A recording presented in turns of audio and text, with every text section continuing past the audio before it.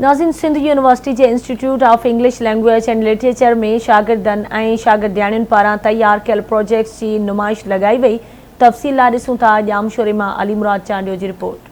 Sindh university Jamshoro के institute of English language and literature में शागिर्दनि पारां तैयार कयल प्रोजेक्ट्स की नुमाइश लगाई वई। BS अंग्रेज़ी लिसानियात में 3 साल में पढ़ंदड़ शागिर्दनि ऐं शागिर्दियाणियुनि अंग्रेज़ी ॿोली की सिख्या, तलफ़ुज़ बेहतर बणाइण, ग्रामर सिखण तोड़े इंफॉर्मेशन टेक्नोलॉजी इस्तेमाल बाबति पंहिंजूं तकलीफ़ूं पेश कयूं।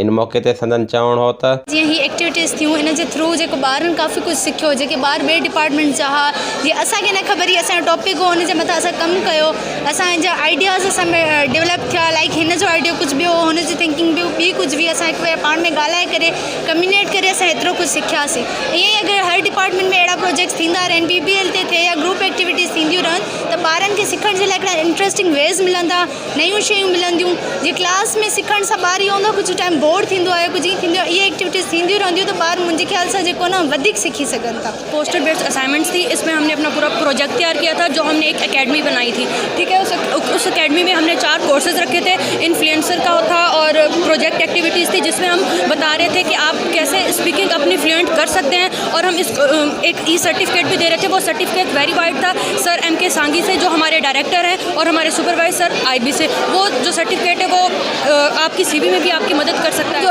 जो प्रोजेक्ट बेस्ड लर्निंग जो टॉपिक हुयो वो स्पीकिंग स्किल्स त कहिड़ा जेके प्रॉब्लम्स आहिनि स्टूडेंट फेस था कनि ॻाल्हाइण में, त असां उन्हनि खे सॉल्यूशन ॿुधायासीं। त इहा जेका प्रोजेक्ट बेस्ड लर्निंग आहे इहा ॾाढी स्टूडेंट खे इंजॉय करे थी, असांखे मज़ो बि अचे थो, त असां जेको इन सां लर्न कयूं था। स्टूडेंट डिफरेंट टॉपिक्स सिलेक्ट कनि, जंहिंमां असांजो आहे how to overcome learning and teaching problems in institutions. इहो इलाही हिकिड़ो वॾो इशू आहे, लर्निंग एंड टीचिंग प्रॉब्लम जेका बोथ टीचर्स ऐं लर्नर्स ॿई फेस कनि था।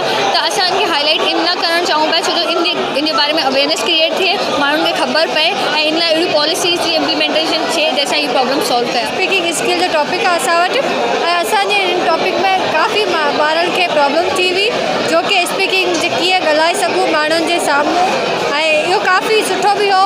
ॿारनि जी हेल्प थी वई हुई ऐं काफ़ी एक्सपेंसिव हुई। असां हिन ग्रुप प्रोजेक्ट कयूं था, इन में असांखे घणो सिखण लाइ मिलंदो आहे। अहिड़ा प्रोजेक्ट्स थींदा रहनि त पाण सुठी ॻाल्हि थिए, त असां में इन कॉन्फिडेंस अचे थो, असांखे इलाही कुझु सिखण लाइ मिलंदो आहे। प्रोजेक्ट्स की नुमाइश दौरान पोजीशन माणींदड़ शागिर्दनि ऐं शागिर्दियाणियुनि खे अवार्ड पिणु ॾिना विया। अली मुराद चांडियो, आवाज़ जामशोर।